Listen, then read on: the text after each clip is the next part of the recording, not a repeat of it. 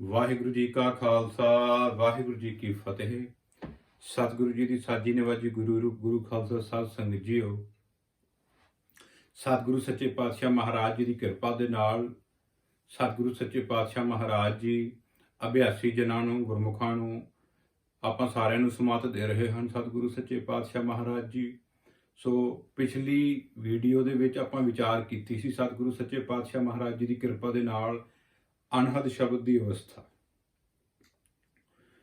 ਪਹਿਲਾਂ 4 ਤਰ੍ਹਾਂ ਦੀ ਅਵਸਥਾ ਹੋ ਚੁੱਕੀ ਹੈ। ਉਸ ਤੋਂ ਬਾਅਦ ਆਪਾਂ ਰੋਮ ਰੋਮ ਸਿਮਰਨ ਦੀ ਅਵਸਥਾ ਦੀ ਵਿਚਾਰ ਕੀਤੀ ਹੈ। ਆਪਾਂ ਅਨਹਦ ਸ਼ਬਦ ਦੀ ਵਿਚਾਰ ਕੀਤੀ ਹੈ। ਅੱਗੇ ਸਤਿਗੁਰੂ ਸੱਚੇ ਪਾਤਸ਼ਾਹ ਮਹਾਰਾਜ ਜੀ ਦਾ ਜੋ ਇਹ ਮਾਰਗ ਹੈ, ਅਨਹਦ ਸ਼ਬਦ ਤੋਂ ਅੱਗੇ ਕੀ ਮਾਰਗ ਹੈ? ਕਿਉਂਕਿ ਗੁਰੂ ਜੀ ਦੇ ਪਿਆਰਿਓ, ਜਿਹੜਾ ਸਿੱਖੀ ਮਾਰਗ ਹੈ ਨਾ, ਇਹ ਬਹੁਤ ਸੂਖਮ ਹੈ। ਸਿੱਖੀ ਖੰਨਿਓ ਤਿੱਖੀ ਵਾਲਹੁ ਨਿੱਕੀ, ਏਤ ਮਾਰਗ ਜਾਣਾ। ਇਸ ਰਸਤੇ ਤੇ ਜਾਣਾ ਹੈ, ਖੰਡੇ ਤੋਂ ਵੀ ਤਿੱਖੀ ਹੈ, ਵਾਲ ਨਾਲੋਂ ਵੀ ਨਿੱਕੀ ਹੈ।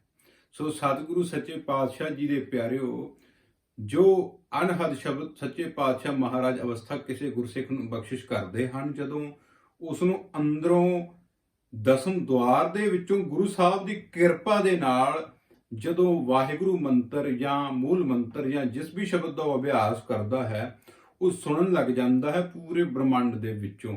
ਜਿਸ ਤਰ੍ਹਾਂ ਪੂਰਾ ਬ੍ਰਹਮੰਡ ਗੂੰਜ ਰਿਹਾ ਹੋਵੇ ਅਤੇ ਬੜੀ ਮਿੱਠੀ ਆਵਾਜ਼ ਦੇ ਵਿੱਚ ਵਾਹਿਗੁਰੂ ਜਾਂ ਗੁਰਮੰਤਰ ਮੂਲ ਮੰਤਰ ਜਾਂ ਸ਼ਬਦ ਚੱਲ ਰਿਹਾ ਹੋਵੇ, ਇਹ ਪੂਰਨ ਪ੍ਰਤੀਤੀ ਹੁੰਦੀ ਹੈ। ਪ੍ਰਤੀਤੀ ਨਹੀਂ ਹੈ, ਇਹ ਪੂਰਨ 100% ਅਨੁਭਵ ਹੈ। ਸਤਿਗੁਰੂ ਜੀ ਦੇ ਪਿਆਰੇ ਹੋ, ਇਹ ਕੋਈ ਦਿਮਾਗੀ ਵਹਿਮ ਜਾਂ ਕੁਝ ਹੋਰ ਨਹੀਂ। ਵਹਿਮ ਦੇ ਵਿੱਚ ਤਾਂ ਆਪਾਂ ਸਾਰੇ ਹਾਂ, ਵਹਿਮ ਦੇ ਵਿੱਚ ਤਾਂ ਆਪਾਂ ਸਾਰੇ ਹਾਂ, ਕਿਉਂਕਿ ਆਪਾਂ ਮਾਇਆ ਦੇ ਅਧੀਨ ਬਿਰਤੀ ਕਰਕੇ ਸੰਸਾਰ ਨੂੰ ਦੇਖ ਰਹੇ ਹਾਂ। ਪਰ ਸਤਿਗੁਰੂ ਜੀ ਦੀ ਗੁਰਬਾਣੀ ਸਾਨੂੰ ਗੁਰਮਤਿ ਦਾ ਚਾਨਣ ਦਿੰਦੀ ਹੈ, ਜਿਸ ਦੇ ਨਾਲ ਅਸੀਂ ਆਪਣੀ ਆਤਮਾ ਨੂੰ ਦੇਖਣਾ ਕਰਦੇ ਹਾਂ। ਸੋ ਸਤਿਗੁਰੂ ਸੱਚੇ ਪਾਤਸ਼ਾਹ ਜੀ ਦੇ ਪਿਆਰਿਓ, ਅਨਹਦ ਸ਼ਬਦ ਤੋਂ ਅੱਗੇ ਬੜੀਆਂ ਸੂਖਮ ਅਵਸਥਾਵਾਂ ਸ਼ੁਰੂ ਹੁੰਦੀਆਂ ਨੇ, ਤੇ ਇਹਨਾਂ ਅਵਸਥਾਵਾਂ ਦੇ ਉੱਤੇ ਗੁਰਸਿੱਖਾਂ ਨੂੰ ਗੁਰਮੁਖਾਂ ਨੂੰ ਬੜੇ ਧਿਆਨ ਨਾਲ ਚੱਲਣਾ ਪੈਂਦਾ ਹੈ। ਬਹੁਤ ਜ਼ਿਆਦਾ ਧਿਆਨ ਨਾਲ ਚੱਲਣਾ ਪੈਂਦਾ ਹੈ, ਕਿਉਂਕਿ ਇੱਥੋਂ ਫਿਸਲਣ ਦਾ ਡਰ ਵੀ ਜ਼ਿਆਦਾ ਸ਼ੁਰੂ ਹੋ ਜਾਂਦਾ ਹੈ। ਕਿਉਂਕਿ ਕਈ ਗੁਰਮੁਖ ਇਸ ਅਵਸਥਾ ਅਨਹਦ ਸ਼ਬਦ ਤੋਂ ਉੱਪਰ ਜਾ ਕੇ ਆਪਣੇ ਆਪ ਨੂੰ ਬ੍ਰਹਮ ਆਖ ਦਿੰਦੇ ਹਨ ਕਿ ਮੈਂ ਰੱਬ ਹੋ ਚੁੱਕਿਆ ਹਾਂ। ਸਾਰਾ ਪਸਾਰਾ ਹੀ ਵਾਹਿਗੁਰੂ ਦਾ ਹੈ। ਗੁਰਾ ਇੱਕ ਦੇਹ ਬੁਝਾਈ, ਸਭਨਾ ਜੀਆਂ ਕਾ ਇੱਕ ਦਾਤਾ, ਸੋ ਮੈਂ ਵਿਸਰ ਨਾ ਜਾਈ। ਹੈ ਸਾਰਾ ਕੁਝ ਵਾਹਿਗੁਰੂ, ਪਰ ਬੜੇ ਧਿਆਨ ਨਾਲ ਚੱਲਣਾ ਹੈ।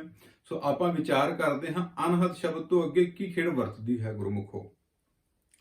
ਜਦੋਂ ਗੁਰੂ ਕਾ ਸਿੱਖ ਇਸ ਅਵਸਥਾ ਤੋਂ ਅੱਗੇ ਜਾਂਦਾ ਹੈ ਤਾਂ ਉਥੇ ਸੰਸਾਰ ਇਸ ਨੂੰ ਨਜ਼ਰ ਨਹੀਂ ਆਉਂਦਾ। ਗੁਰੂ ਪਿਆਰਿਓ, ਉਥੇ ਕੋਈ ਦੁਨੀਆ ਨਹੀਂ ਹੈ, ਉਥੇ ਕੱਖ ਵੀ ਨਹੀਂ ਹੈ, ਉਥੇ ਆਪਣਾ ਸਰੀਰ ਵੀ ਨਹੀਂ ਹੈ। ਉਥੇ ਕੀ ਹੈ? ਉਥੇ ਕੇਵਲ ਸੁਰਤ ਹੈ ਗੁਰਮੁਖੋ। ਉਹ ਸੁਰਤ ਕੀ ਕਰਦੀ ਹੈ? ਕੀ ਸੁਰਤ ਉੱਥੇ ਕੋਈ ਦ੍ਰਿਸ਼ ਦੇਖ ਰਹੀ ਹੈ? ਨਹੀਂ, ਸੁਰਤ ਉੱਥੇ ਕੋਈ ਵੀ ਦ੍ਰਿਸ਼ ਨਹੀਂ ਦੇਖਦੀ।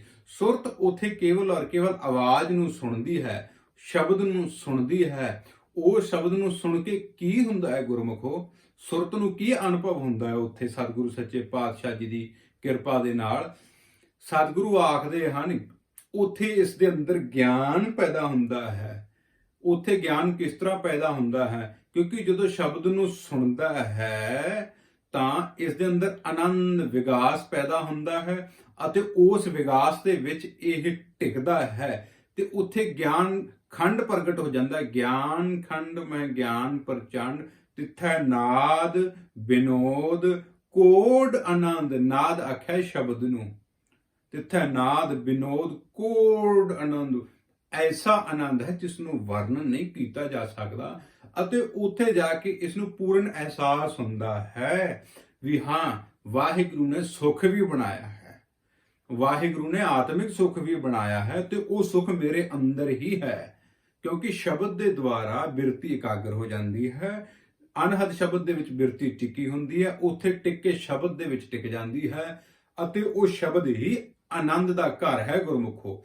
ਉਹ ਸ਼ਬਦ ਦੇ ਅੰਦਰ ਆਤਮਿਕ ਆਨੰਦ ਹੈ। ਪੂਰੀ ਆਤਮਾ ਰਸ ਦੇ ਨਾਲ ਭਰ ਜਾਂਦੀ ਹੈ, ਅਤੇ ਆਤਮਾ ਜਦੋਂ ਰਸ ਦੇ ਨਾਲ ਭਰ ਜਾਂਦੀ ਹੈ ਗੁਰਮੁਖੋ, ਇਸ ਦੀਆਂ ਸਾਰੀਆਂ ਇੱਛਾਵਾਂ ਰੁਕ ਜਾਂਦੀਆਂ ਹਨ, ਸਾਰੇ ਫੁਰਨੇ ਰੁਕ ਜਾਂਦੇ ਹਨ। ਇਹ ਕੇਵਲ ਔਰ ਕੇਵਲ ਦ੍ਰਿਸ਼ਟਾ ਹੋ ਕੇ ਦੇਖਦਾ ਹੈ ਕਿ ਵਾਹ, ਇਹ ਮਹਿਸੂਸ ਕਰਦਾ ਹੈ, ਅਨੁਭਵ ਕਰਦਾ ਹੈ ਉੱਥੇ ਕਿ ਕਿਤਨਾ ਆਨੰਦ ਹੈ। हे ਵਾਹਿਗੁਰੂ, ਮੈਂ ਇਸ ਅਵਸਥਾ ਨੂੰ ਛੱਡਾਂ ਹੀ ਨਾ, ਮੈਂ ਨੇਤਰ ਖੋਲਾਂ ਹੀ ਨਾ, ਮੈਂ ਇਸ ਸ਼ਬਦ ਨੂੰ ਸੁਣੀ ਜਾਵਾਂ। ਇਸ ਅਵਸਥਾ 'ਚ ਟਿਕਿਆ ਰਹਿੰਦਾ, ਉੱਥੇ ਕੇਵਲ ਦ੍ਰਿਸ਼ਟਾ ਹੁੰਦਾ ਹੈ, ਦੇਖਦਾ ਹੈ। ਪਰ ਗੁਰੂ ਦੇ ਪਿਆਰਿਓ, ਉੱਥੇ ਜੀਵ ਅਵਸਥਾ ਖਤਮ ਨਹੀਂ ਹੁੰਦੀ। ਉੱਥੇ ਇਸ ਨੂੰ ਇਹ ਗਿਆਨ ਨਹੀਂ ਹੁੰਦਾ ਕਿ ਮੈਂ ਆਤਮਾ ਹਾਂ, ਮੈਂ ਕੌਣ ਹਾਂ, ਮੇਰਾ ਕੀ ਸਰੂਪ ਹੈ। ਉੱਥੇ ਇਸ ਗੱਲ ਦਾ ਗਿਆਨ ਇਸ ਨੂੰ ਨਹੀਂ ਹੁੰਦਾ ਸਤਿਗੁਰੂ ਜੀ ਦੇ ਪਿਆਰਿਓ। ਉੱਥੇ ਸਿਰਫ ਔਰ ਸਿਰਫ ਇਹ ਆਨੰਦ ਵਿੱਚ ਟਿਕਦਾ ਹੈ। ਸੁਣਦਾ ਸੁਣਦਾ ਅਨਹਦ ਸ਼ਬਦ ਨੂੰ, ਸ਼ਬਦ ਖਤਮ ਹੋ ਜਾਂਦਾ ਹੈ, ਸ਼ਬਦ ਵੀ ਸੁਣਨਾ ਬੰਦ ਹੋ ਜਾਂਦਾ ਹੈ, ਸਿਰਫ ਆਨੰਦ ਰਹਿ ਜਾਂਦਾ ਹੈ। ਇਸ ਨੂੰ ਇਹ ਅਨੁਭਵ ਹੁੰਦਾ ਹੈ ਕਿ ਮੈਂ ਆਨੰਦ ਨੂੰ ਮਾਣਨ ਵਾਲਾ ਕੁਛ ਹਾਂ, ਮੈਂ ਕੋਈ ਵਸਤੂ ਹਾਂ ਤੇ ਇੱਕ ਆਨੰਦ ਕੋਈ ਵਸਤੂ ਹੈ, ਮੈਂ ਇਸ ਨੂੰ ਮਾਣ ਰਿਹਾ ਹਾਂ। ਇਸ ਦੇ ਵਿੱਚ ਜ਼ਿਆਦਾ ਸਮਾਂ ਆਤਮਾ ਨਹੀਂ ਟਿਕਦੀ, ਕਿਉਂਕਿ ਸਾਨੂੰ ਅਭਿਆਸ ਨਹੀਂ ਹੈ। ਇਸ ਦੇ ਵਿੱਚ ਜੇ ਗੁਰੂ ਸਾਹਿਬ ਦੀ ਕਿਰਪਾ ਹੈ, ਅੱਧਾ ਘੰਟਾ 25 ਮਿੰਟ 30 ਮਿੰਟ ਟਿਕੇਗਾ, ਫਿਰ ਬਿਰਤੀ ਥੱਲੇ ਆ ਜਾਏਗੀ। ਫਿਰ ਸ਼ਬਦ ਇਸ ਨੂੰ ਫਿਰ ਬਿਰਤੀ ਦੇ ਜੋ ਚੜਾਵ ਨੂੰ ਉੱਚਾ ਕਰ ਦੇਗਾ, ਫਿਰ ਸੁਣਦਾ ਸੁਣਦਾ ਫਿਰ ਆਨੰਦ ਵਿੱਚ ਟਿਕ ਜਾਏਗਾ, ਕੁਝ ਸਮੇਂ ਬਾਅਦ ਫਿਰ ਥੱਲੇ ਆ ਜਾਏਗਾ। ਇਸ ਤਰ੍ਹਾਂ ਉਡਾਰੀ ਚੱਲੇਗੀ। ਮਨ ਕਦੇ ਹੋਏ ਕਬਹੂ ਜੀਣਾ ਊਬ ਚੜਤ ਹੈ, ਕਬਹੂ ਜਾਏ ਪਿਆਲੇ। ਇਸ ਤਰ੍ਹਾਂ ਖੇਡਾਂ ਵਰਤਣਗੀਆਂ ਗੁਰਮੁਖੋ। ਸੋ ਇਹ ਹੈ ਅਨਹਦ ਸ਼ਬਦ ਤੋਂ ਉੱਪਰ ਦੀ ਆਨੰਦ ਦੀ ਅਵਸਥਾ। ਆਨੰਦ ਤੋਂ ਅੱਗੇ ਹੋਰ ਬਹੁਤ ਸੋਹਣੀਆਂ ਅਵਸਥਾਵਾਂ ਨੇ, ਰਿੱਧੀਆਂ ਸਿੱਧੀਆਂ ਆਉਂਦੀਆਂ ਨੇ, ਹੋਰ ਤਾਕਤਾਂ ਆਉਂਦੀਆਂ ਨੇ, ਮਾਇਆ ਆਉਂਦੀ ਹੈ। ਆਪਾਂ ਉਸ ਦੀ ਵੀ ਸਾਰੀ ਵਿਚਾਰ ਸੰਗਤ ਦੇ ਚਰਨਾਂ ਦੇ ਵਿੱਚ ਰੱਖਾਂਗੇ।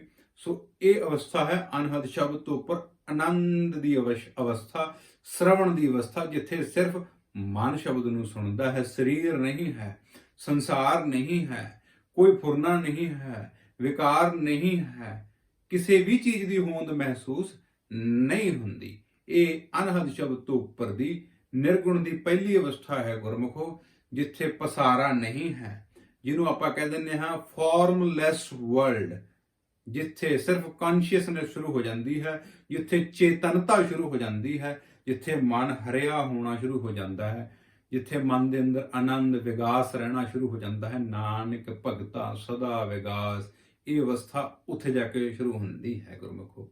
ਇਤਨੀਆਂ ਕੁ ਬੇਨਤੀਆਂ ਪ੍ਰਵਾਨ ਕਰਨੀਆਂ, ਫਿਰ ਤੁਹਾਡੇ ਚਰਨਾਂ 'ਚ ਹਾਜ਼ਰ ਹੋਵਾਂਗੇ। ਫਤਿਹ ਪ੍ਰਵਾਨ ਕਰਨੀ। ਵਾਹਿਗੁਰੂ ਜੀ ਕਾ ਖਾਲਸਾ, ਵਾਹਿਗੁਰੂ ਜੀ ਕੀ ਫਤਿਹ ਜੀ।